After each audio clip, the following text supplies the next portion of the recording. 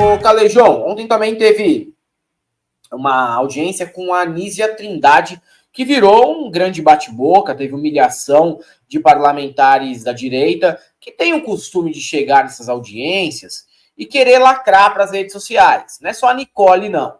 Tem o Mário Frias fazendo isso, o Eduardo Bolsonaro. Sim, galera, Mário Frias ainda é deputado federal e, por incrível que pareça, ele é aqui de São Paulo, tá? Ele não é deputado do Rio de Janeiro, não, onde ele morou a vida inteira dele. Ele é deputado aqui de São Paulo.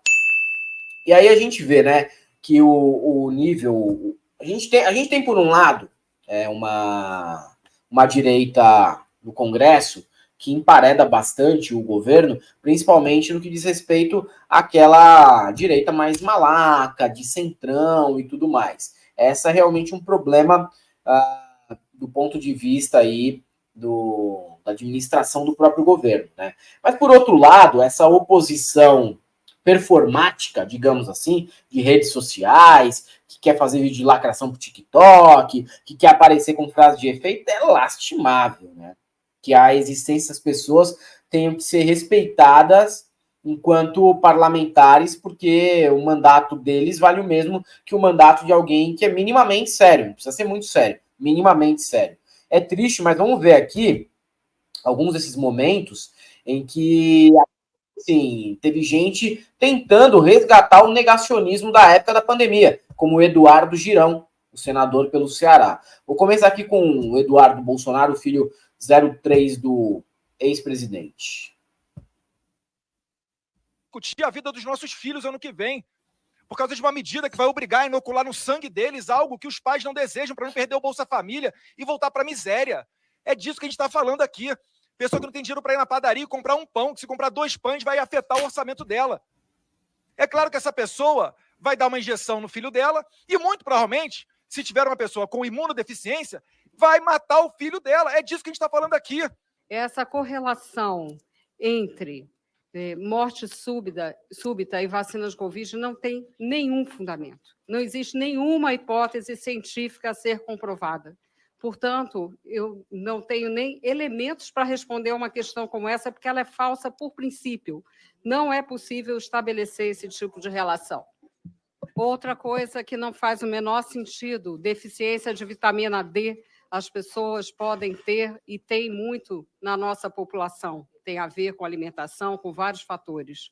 Isso não tem nenhuma relação com a forma de reagir à Covid-19. Vitamina D não é vacina. A verdade é que nossa população, nossas crianças precisam ser protegidas em relação a uma doença que ainda não sabemos tudo o que é preciso saber sobre ela, que existem estudos sobre as sequelas originárias dessa doença, como é o caso, como eu já disse, de sequelas neurológicas, de sequelas circulatórias, entre vários outros problemas de saúde.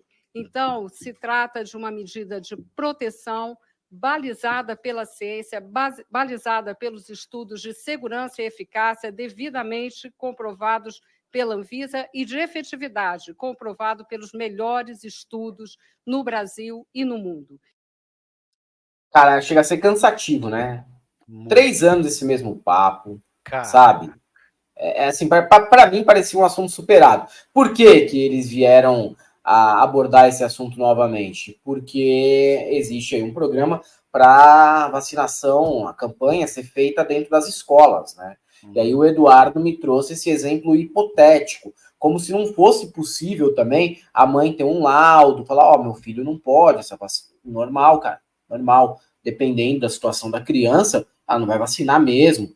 Dependendo do que tiver dentro da vacina, ela não pode tomar, né? Tem vacina aí que pessoa que é alérgica a ovo não pode tomar, enfim. Isso daí, se, por exemplo, a mãe não tem um laudo, poderia ser algo ruim, tanto aplicando no posto quanto na escola. Não ia mudar a situação. Mas eles trazem esses fantasmas, né? Esses fantoches, esses factoides históricos, desde a época da pandemia, e resgatam essas teorias malucas e insanas e também muito mau caráter à frente da Anísia Trindade, que deve também ter um saco do tamanho do mundo para aguentar essa galera, porque eu sempre falo, virar ministro, virar uma pessoa da burocracia estatal, é preciso ter um saco da porra, cara. Você tem que lidar com o Mário Frias, e você não pode desprezar o Mário Frias, que ele é um deputado. Você tem que lidar minimamente com respeito, sendo que ele não merece nenhum.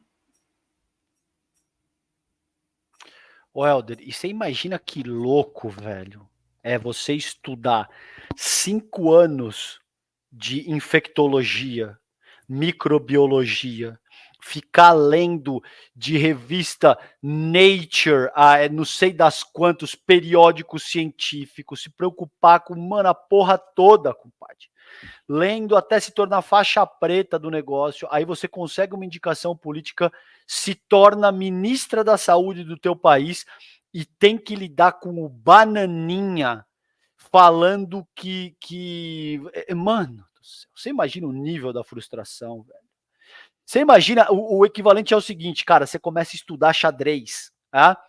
Aí você estuda 25 anos de xadrez, você consegue subir no ranking FIP lá, não sei das quantas, ganha 2.500 de ranking, se torna grande mestre no xadrez, e os caras te colocam para conversar com um cara que não sabe que o cavalo anda em L. Ele não sabe que o bispo anda na diagonal, mano. Você chega o cara lá e fala, mas aqui, mano, por que esse cavalo não come direto aqui? Não, porque o cavalo anda em L, velho. E você tem que conversar nesse nível com o cara, tá ligado? Com o bananinha, com o Mário Frias, mano. Você imagina o nível dessa frustração? A Nízia deve chegar em casa e deve falar, eu me odeio. Eu me odeio, cara, eu me odeio de ter que explicar para essa, de ter que conviver com Mário Frias e Bananinha. Os caras não sabem, ele nem sabe que existe uma disciplina que chama infectologia, Maldonado. O cara nem sabe. Se você falar para ele, mas você estudou infectologia? Oi? O cara nem sabe que esse bagulho existe, ele nem sabe o que é microbiologia, tá ligado? E se põe a vomitar esse tipo de groselha que, infelizmente, a Anísia tem que, como você muito bem colocou, muito pacientemente dizer, não, meu bebê, veja, o peão, essa pedrinha aqui, chama peão. Ele só anda para frente e só come de lado. Você não pode avançar 5 casas. Não tá... Ah, é mesmo? Então, a titia vai te explicar, tá ligado? É muito punk, velho. Sim. É pegar pela mãozinha, né, para explicar o Mário Frias, um ator fracassado de 50 anos que já teve 2 ataques cardíacos, você tem que ficar explicando pela mãozinha, e na verdade a gente sabe que às vezes ele nem é que o cara seja burro, ele tá defendendo uma agenda em que por trás disso tem grana, tem interesses políticos, econômicos, tá? Não, nem sempre é burrice deliberada. Às vezes é só disfarçatez mesmo. Os médicos terão ou não autoridade para tratar seus pacientes?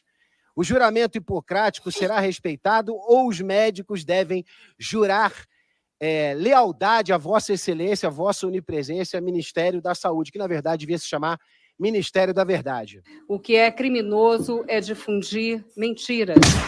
O que é criminoso é dizer, por exemplo, que vacina vai transformar as pessoas em jacaré, que vacina muda o código genético. Então, é muito claro o que é criminoso. É muito claro também o meu papel como ministra da Saúde de zelar pela saúde da população. E as condutas que eu considero criminosas por espalharem notícias falsas,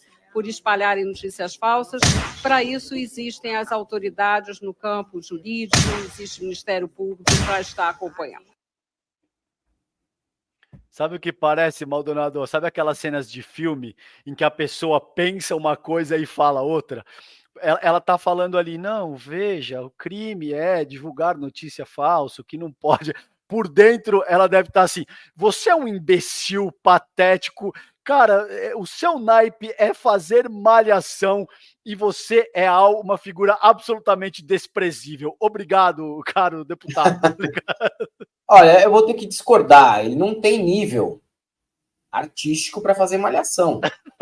Ele fez porque alguém indicou, porque era bonitinho na época, mas ó, ele não tem nível para malhação não, viu? Nem nível para novela bíblica. Nem nível para a novela bíblica da Record o Mário Frias tem, não. Tá? O cara é abaixo da média, velho. É abaixo da média para a profissão que ele escolheu para a vida. No entanto, né, ele deve saber disso, já que abandonou essa mesma profissão para virar primeiro apresentador de TV, que também não deu certo, e depois Aspone do Bolsonaro. Aí tem o Jorge Sola, que entrou de sola na Nicole também, né? Ele reclamou que a audiência tinha acabado, o Jorge Sola foi lá e, com toda a sua elegância e garbo, e também pouca paciência para aguentar quem está começando na política, acabou tendo um bate-boca com a Nicole. Então, empresa agredindo. Os senhores estão agredindo ele. Leva pra questão. Leva pra questão, pô. Tá cansadinho. Tadinho. Os senhores estão vindo agredindo. Os senhores estão vindo agredindo. Você não tem trabalhando Jorge. Não tem.